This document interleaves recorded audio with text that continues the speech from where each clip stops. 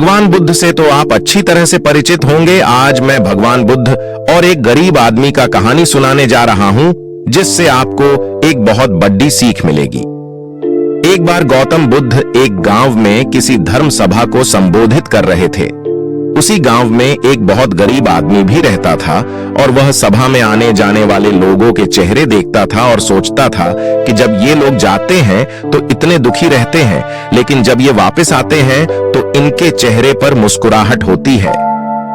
वह गरीब आदमी वही सड़क के किनारे रहता था और उस गरीब ने सोचा कि भगवान बुद्ध सबकी मुसीबतों का हल निकाल देते हैं, तो क्यों ना मैं भी अपनी बात उनके सामने रखूं।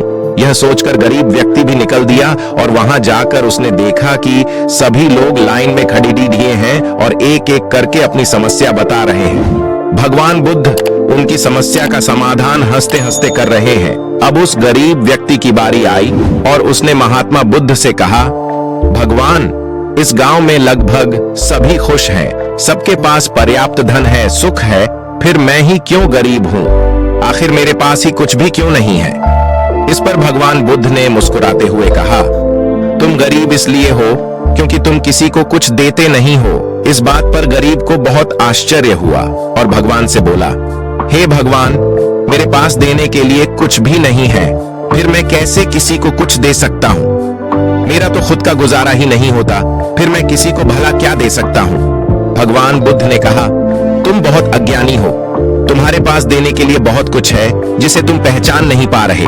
तुम्हारे पास देने के लिए मुस्कुराहट है जिसे तुम लोगों को देकर खुश कर सकते हो। तुम्हारे पास मुंह है, तुम मुंह से 2 शब्द बोल सकते हो। भगवान ने तुम्हें हाथ पैर दिए हैं जिससे तुम लोगों की मदद कर सकते हो। ईश्वर ने जिसे ये चीजें दी हैं, वह इंसान कभी गरीब नहीं हो सकता। गरीब होना तो सिर्फ तुम्हारा एक भ्रम है, इसे निकाल दो। यह सिर्फ तुम्हारी कल्पना है। इंसान जैसा सोचता है वैसा ही बन जाता है, इसलिए तुम भी ऐसे ही बन गए हो। भगवान गौतम बुद्ध की बातें सुनकर गरीब व्यक्ति बहुत प्रसन्न हुआ और मुस्कुराता हुआ चला गया। इस कहानी से आपको भी शिक्षा मिलती है कि इंसान का दुखी होना, गरीब होना एक भ्रम होता है, न कि वास्तविकता। दरअसल आप जैसा सोचते हैं आप वैसे ही बन जाते हैं। आप हमेशा दूसरों की मदद करें, आप कभी दुखी नहीं रहेंगे। दोस्तों, ये थी भगवान बुद्ध और एक गरीब व्यक्ति की कहानी।